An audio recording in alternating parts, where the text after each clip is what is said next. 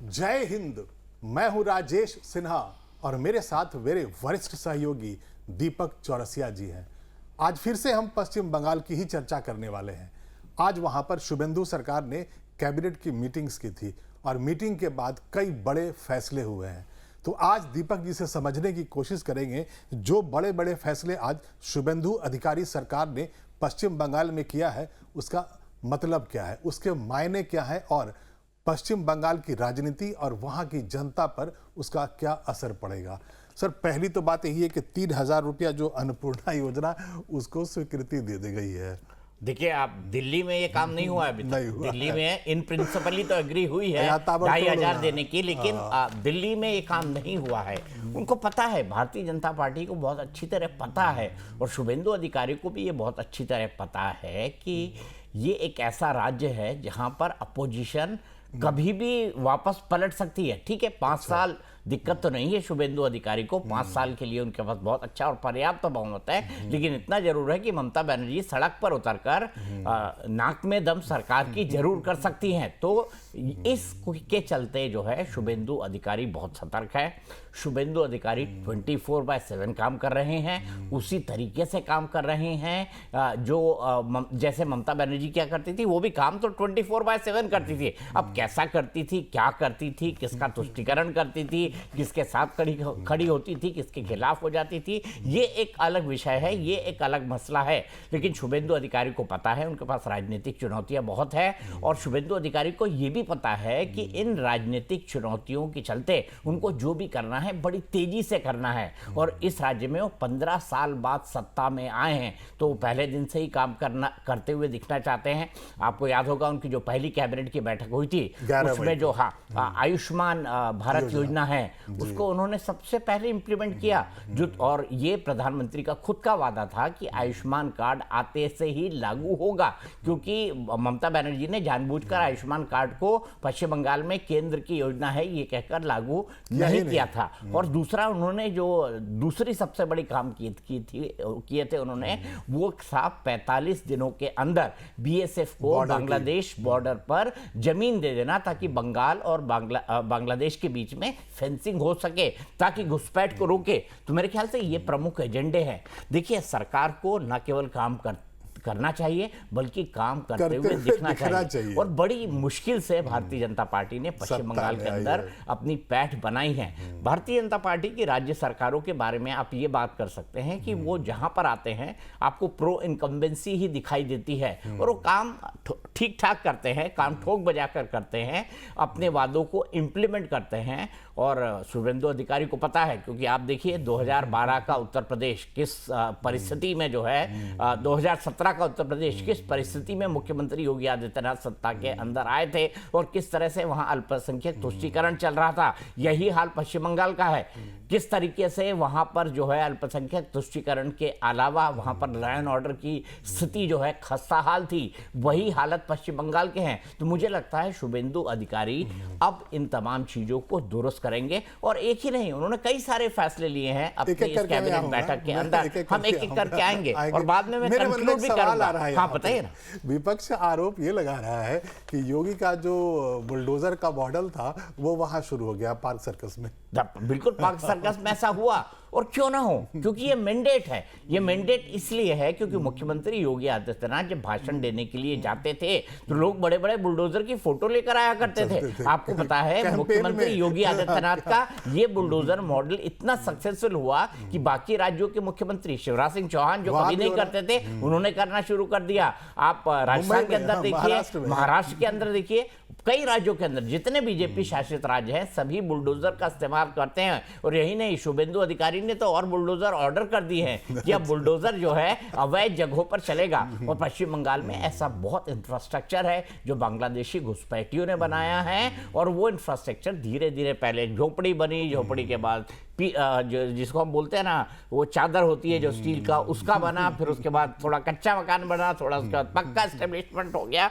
ऐसे ही कई सारे मजहबी संस्थान है, कई सारे मदरसे हैं जिनको बाहर से फंडिंग होती है, बांग्लादेश से फंडिंग होती है, आईएसआई फंडिंग करता है, पाकिस्तान से फंडिंग होती है। और आपको पता है ना, शुभेंदु अधिकारी के जीतने के बाद बांग्लादेश किस तरीके से बिलबिलाया है, पाकिस्तान में किस कदर सन्नाटा है। तो मुख्य शुभेंदु को ये भी पता है कि वो हिंदू ध्रुवीकरण की वजह से जीते हैं, मुस्लिम ध्रुवीकरण को धता बता दिया है, और जो सेक्युलर राजनीति है उसको भी धता बता दिया है, अंगूठा दिखा दिया पश्चिम बंगाल की जनता ने। तो वो ये सब करते हुए दिखना चाहते हैं। शुभेंदु अधिकारी का एक बयान है, जब पाक सर्कस में वहां पर जब पत्थरबाजी होने लगी तो उन्होंने ये कहा है कि कश्मीर बनाने नहीं देंगे, वहां जैसे पत्थरबाजी होती थी यहां चलने नहीं देंगे। तो ये क्या मैसेज है? उन्होंने ये बात आज की कैबिनेट बैठक के अंदर की है कि पत्थरबाजी जो है वो पुलिस पर और सीआरपीएफ पर बर्दाश्त नहीं है। आपको पता है 15 साल में ऐसा कोई जगह नहीं है, पश्चिम बंगाल का कोई जिला नहीं होगा जहां पर मजहबी दादागिरी ना होती हो। आप सोचिए, सुप्रीम कोर्ट जिन जुडिशियल ऑफिसर्स को भेजे और जिनको सुप्रीम कोर्ट ने अपॉइंट किया है, वहां पर मुर्शिदाबाद थी, मालदा था वो जगह, मेरे ख्याल से मालदा या मुर्शिदाबाद, इन्हीं दोनों के आसपास का मालदा था जहां तक मुझे भी याद पड़ता है। मालदा था, मुर्शिदाबाद नहीं था, क्योंकि मुर्शिदाबाद तो हमारे अधीर रंजन चौधरी की जगह है। मालदा था। तो मालदा में आपने जजों को बंधक बना लिया। अब सोचिए, जहां पर इस तरह की मजहबी दादागिरी हो, वहां पर आप क्या करेंगे? तो शुभेंदु अधिकारी को ये करना पड़ा, उनको ये करना भी चाहिए, और उनका कमोबेश मैंडेट यही कहता है। और इसीलिए पश्चिम बंगाल के हर इलाके में किसी भी वक्त पुलिस पर पत्थरबाजी हो जाती थी। कानून व्यवस्था नाम की वहां पर कोई चीज नहीं थी। पैरामिलिट्री फोर्सेस को ममता बनर्जी भगा दिया करती थी। उनका जो पुलिस का पूरा इंफ्रास्ट्रक्चर था वो पॉलिटिसाइज हो चुका था। आप याद कीजिए 2017 से पहले का उत्तर प्रदेश में जो ब्यूरोक्रेसी थी वो पूरी तरह से पॉलिटिकल पार्टीज के अंदर बढ़ चुकी थी। इसी तरह आप पश्चिम बंगाल के अंदर देखें तो या तो आप टीएमसी के साथ हैं या आप खिलाफ हैं, आप न्यूट्रल हो ही नहीं सकते।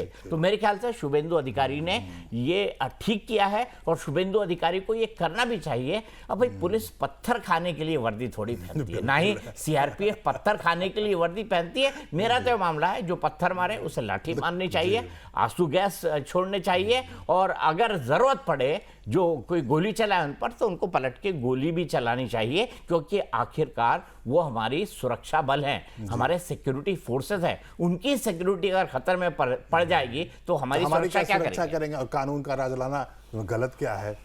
एक और बड़ा फैसला है जो आज की कैबिनेट की मीटिंग में लिया गया है। धार्मिक आधार पर जो माइनॉरिटीज हैं, जो ग्रुप्स हैं, उनको फंडिंग की जाती थी, बिल्कुल उसको बंद कर दिया है। इसका क्या मतलब है? इसका यही मतलब है कि वो अपने जो सनातनी और तुष्टीकरण, मैं खास तौर पे अल्पसंख्यक में तो बहुत सारे लोग आ गए, लेकिन मैं बात करूंगा मुस्लिम तुष्टीकरण की। मुस्लिम तुष्टीकरण को वहां पर, वहां मदरसों के ऊपर, आप देखिए मदरसों के ऊपर फंडिंग की को लेकर उन्होंने बात कही है। इसके अलावा बाकी कई तरह की फंडिंग राज्य सरकार जो है इन मजहबी ऑर्गेनाइजेशंस को देती रही है, और उनके पैसे पर वो फलते फूलते रहे। और मैं ये भी बता दूं, उन्होंने ऐसा करके समाज का कोई भला नहीं किया, उन्होंने अपनी ही जेबें भरी हैं। आप देखिए, वरना पश्चिम बंगाल का ये हाल थोड़ी होता। तो मुस्लिम समाज का भी भला नहीं किया था। नहीं, मुस्लिम समाज ने मुसलमान समाज का भला थोड़ी किया, ना इस देश में किया ना इस दुनिया में किया, क्योंकि उनका एक काम है। आप देखिए अफगानिस्तान में, यहाँ पर लोग बोलते हैं, मुसलमान लोग बोलते हैं कि बीजेपी और आरएसएस हमारे खिलाफ है, इसीलिए हमने पाकिस्तान मांगा। टू नेशन थ्योरी की इसीलिए बात करते हैं ना वो। टू नेशन थ्योरी जो यही था ना कि हिंदी, हिंदू, हिंदुस्तान ये नहीं होगा, और सावरकर और पता नहीं जो भी बातें वो करते हैं। लेकिन आप देखिए सीरिया में क्या आरएसएस है? क्या अफगानिस्तान में आरएसएस है? होसबोले ने 2 दिन पहले यही कहा है कि पाकिस्तान से बातचीत होते रहनी चाहिए। ना, वो एक अलग विषय है, हम उस पर कभी जाएंगे। वापस पश्चिम बंगाल के अंदर आते हैं। मैं यही कहना चाहता हूँ, ये बताने के लिए यही कहना चाहता हूँ कि मुसलमानों ने कभी मुसलमानों का भला नहीं किया। जिसको मौका मिला है उसने अपनी जेबें भरी है, और पश्चिम बंगाल में ये लगातार हुआ है, और ममता बनर्जी के शासनकाल में तो हुआ है। इसीलिए तो आपके जो हुमायूं कबीर जैसे लोग पैदा हुए, इसीलिए तो जहांगीर खान जो अभी फरार है ना मेरे ख्याल से, जहांगीर खान गिरफ्तारी नहीं हुई है उनकी, जिनके यहाँ पर फिर से पोलिंग कराई गई, जो अभिषेक बनर्जी के खासम खास थे। तो मेरे ख्याल से इसीलिए ऐसे लोग पैदा हुए हैं। दूसरा भी जो फैसला है वो महिलाओं से ही जुड़ा हुआ। पहला तो अन्नपूर्णा योजना में 3,000 रुपये मिलेंगे, 1,500 पहले बीजेपी टीएमसी देती थी, अब 3,000 बीजेपी देगी। दूसरा है कि सरकारी बसों में मुफ्त सुविधा दी जाएगी यात्रा करने की महिलाओं को 1 जून से, क्योंकि आधी आबादी पर पूरी नजर है। आधी आबादी पर पूरी नजर है और इसी आधी आबादी ने आगे चलकर, यही आधी आबादी जो है वो भारतीय जनता पार्टी का बहुत बड़ा वोट बैंक है। भूलिए मत, प्रधानमंत्री मोदी की जितनी तमाम योजनाएं हैं, चाहे वो महिलाओं को जो पक्के घर बन रहे हैं उनको महिलाओं के नाम पर करने वाली बात हो, या महिलाओं को दी जाने वाली सब्सिडीज हो जो गरीब महिलाओं को दी जाती है, विधवा महिलाओं को दी जाती है। इसके अलावा आप उज्ज्वला योजना की बात कीजिए जो पहली कैबिनेट में मोदी सरकार ने मंजूर की थी। ऐसी एन नंबर स्कीम्स है जिस पर महिलाओं को टारगेट किया गया था। हाँ, मैं एक बात से बीजेपी से ना इत्तेफाक रखता हूं। मुझे लगता है ये 1,000 रुपए, 1,500 रुपए, 2,500 रुपए, 3,000 रुपए महिलाओं को जो अक्षम है या जो काम नहीं कर सकते, जैसे विधवा महिलाओं को, विकलांगों को, बुजुर्गों को, इनको बिल्कुल पेंशन दी जानी चाहिए। लेकिन अच्छे खासे जो काम कर सकते हैं उन लोगों को 2,500-3,000 रुपए नहीं दिए जाने चाहिए, रोजगार दिए जाने चाहिए। जैसे मैं नीतीश कुमार की इस योजना से सहमत हूं जिसमें उन्होंने महिलाओं के खाते में 10-10 हजार डाले थे और कहा था कि आगे अगर आप काम करेंगी, लेकिन फ्री के पैसे मैं इसके दिए जाने के खिलाफ हूं। लेकिन हाँ, ये ममता बनर्जी सरकार को सत्ता से उखाड़ फेंकने के लिए एक बहुत बड़ा वादा था जो ममता को काउंटर करने के लिए भारतीय जनता पार्टी ने दिया था। और मैंने फिर कहा कि ये पूरे देश की महिलाओं को दिखाया जा रहा है। मुझे लगता है कि इसके बाद दिल्ली में भी ये काम, हाँ, दिल्ली में भी ये काम होगा। आप देखिए महाराष्ट्र के अंदर लाड़की बहन योजना, महाराष्ट्र के हरियाणा के अंदर कमोबेश यही योजना, छत्तीसगढ़ के अंदर यही योजना, मध्य प्रदेश के अंदर यही योजना, झारखंड में यही योजना करके हेमंत सोरेन चुनाव जीत गए थे क्योंकि उन्होंने पैसा देना शुरू कर दिया था। तो मेरे ख्याल से वो देर नहीं करना चाहते हैं। और चूंकि अब पश्चिम बंगाल में हो गया तो मुझे लगता है भारतीय जनता पार्टी कोई राजनीतिक गलती नहीं करेगी। अब दिल्ली में भी इसको जल्दी से लागू करना होगा। अब एक जो ऐसा फैसला जो बहुत जरूरी है उस पर चर्चा, 7वें वेतन आयोग के गठन की मंजूरी हो गई। 6ठा वेतन आयोग पश्चिम बंगाल में चल रहा था, ये तो हद हो गई।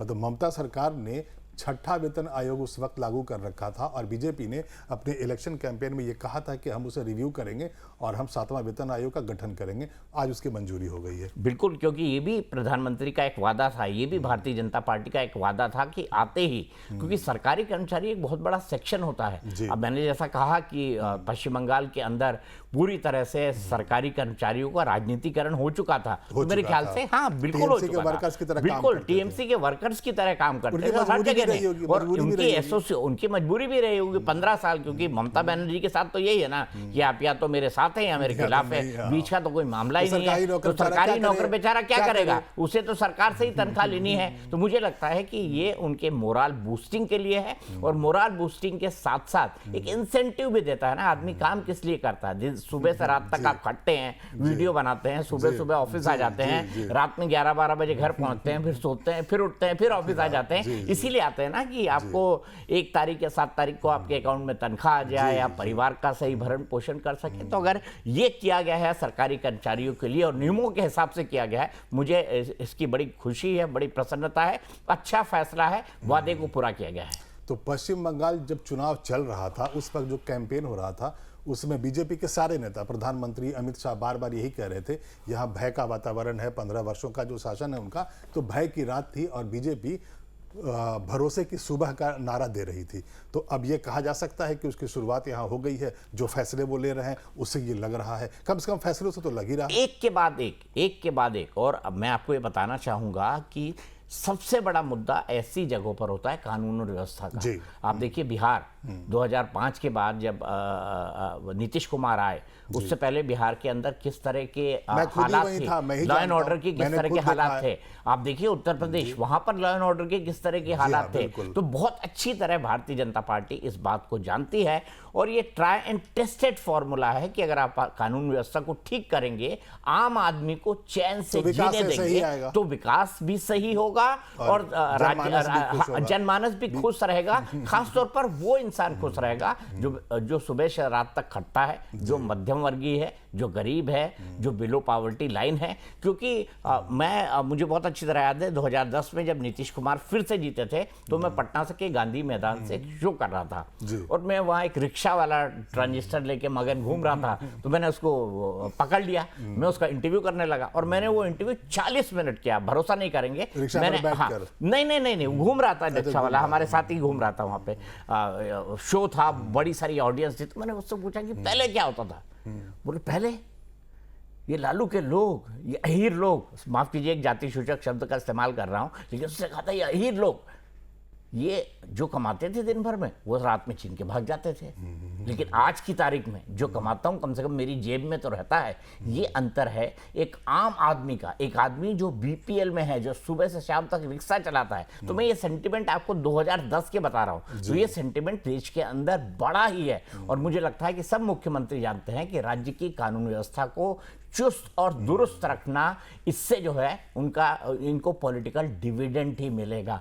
और जहां कानून व्यवस्था अच्छी रहती है उस मुख्यमंत्री की वाहवाही ही होती है। और ममता बनर्जी के बाद शुभेंदु अधिकारी को, पश्चिम बंगाल को ये भी तो दिखाना है कि भैया देखिए उधर रात थी इधर सवेरा है। जी हाँ, भरोसे का सवेरा, भरोसे का सवेरा है। और बीजेपी ने यही जब इलेक्शन में जब कैंपेन बीजेपी के नेता कर रहे थे, प्रधानमंत्री कर रहे थे, तो यही बार बार कहते थे कि हम भरोसा लेकर आ रहे हैं, अंधेरी रात है, यहाँ भय का वातावरण है, हम भरोसे की सुबह लेकर आएंगे। तो जो फैसले आजकल हो रहा है, यानी पहला जो कैबिनेट मीटिंग हुआ था 11 मई को, और आज की कैबिनेट मीटिंग में जिस तरह के फैसले हुए शुभेंदु सरकार की तरफ से, वो लग रहा है कि वो इस बात का मैसेज दे रहे हैं वेस्ट बंगाल की जनता को। जनता ने उन पर जो भरोसा किया था वो सही साबित होगा और जो फैसले होंगे उनके भले के लिए होंगे। हम ऐसे ही वीडियोस आपके लिए बनाकर लाते रहेंगे, लेकिन अगर ये वीडियो आपको अच्छा लगा हो तो आप इसे लाइक कर दें और शेयर कर दें और इस चैनल को भी सब्सक्राइब कर लें। हमारा न्यूज़ चैनल है लाइव टाइम्स, उसका ऐप है प्ले स्टोर पर, आप वहाँ जाएँ, उसे डाउनलोड करें और देखते रहिए हमारा न्यूज़ चैनल लाइव टाइम्स। तब तक के लिए धन्यवाद।